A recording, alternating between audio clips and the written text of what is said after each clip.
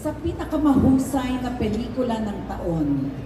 Isang father and daughter drama, isang horror with an autobiography of a real serial killer, isang psychological animated film, isang campy revenge movie, isang tearjerker love story, at isang historical film. Sino kaya ang karapat-dapat na maging famous Best Picture?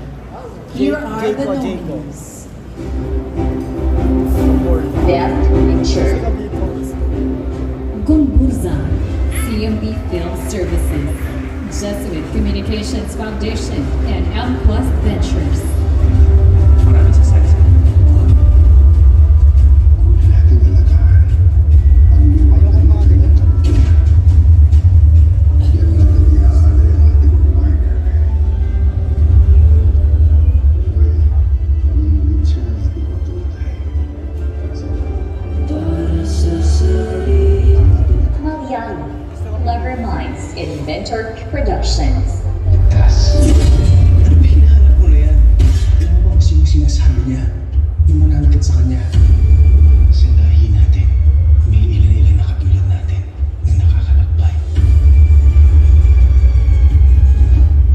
Huwag ka nang babalik. Ate? Di Makukuha. The Himalaya Foundation. Project 8 Projects. Chennai Public Affairs and Terminal 6. Ready na ba?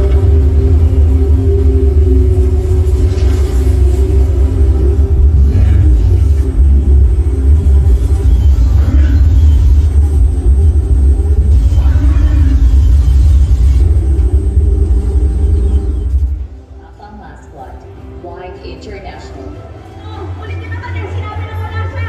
Hindi mo pala anak si Nicole. Bakit mo inangkin yung bata na hindi naman sa'yo? Sino ka ba talaga? Mabuti pa sa'yo, baka na lang umanap ng tataguan. Tapos itong mascot, yun na. Papa? Big time na anak ko ah. May sarili kwarto ah. Hindi ko naman ba dito? Namiss ako ito.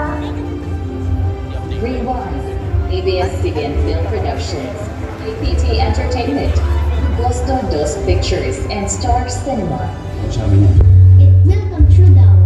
Shit, I resign! Sinungaling naman pala yung words mo eh. Makaming dami sa init na ulo mo. Fine, fine. Wala. Una.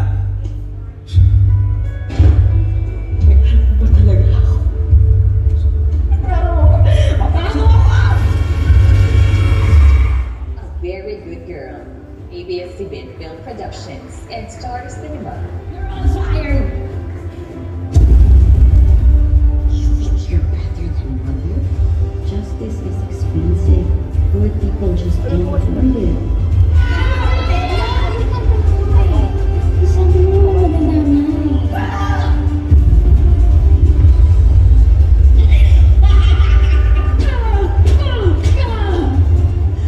Wala ako. Titira sa'yo.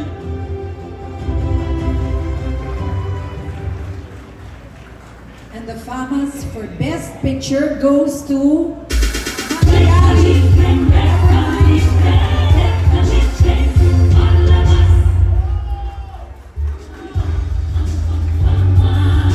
Malayali. Clever Minds and Minority Productions.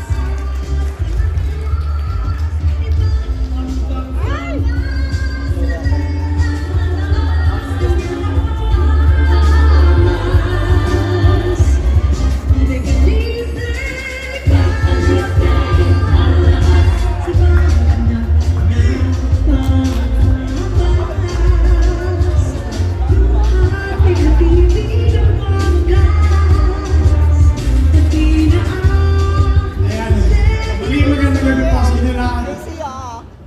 Maraming po salamat sa buong may kapal. Maraming salamat po sa FAMAS. Kauna-unahan ko po nakita ang tropeyong ito nung bata pa ako. Sa kwarto ng mga tropeyo na nag-iisang Vilma Santos Recto. You never realize today na magkakaroon din po kami nito. Ayan, I would like to express my deepest gratitude to everyone who believed in this project from the very beginning. To our talented cast, headed by the no other than amazing Piolo Pascual.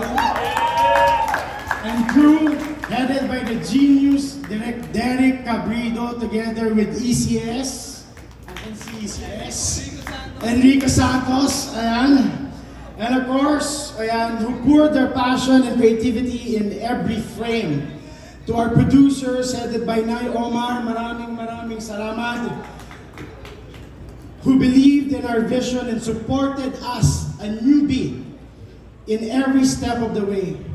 To Warner Brothers family, headed by Sir Rico Gonzalez, who helped us bring our film to audiences far and wide.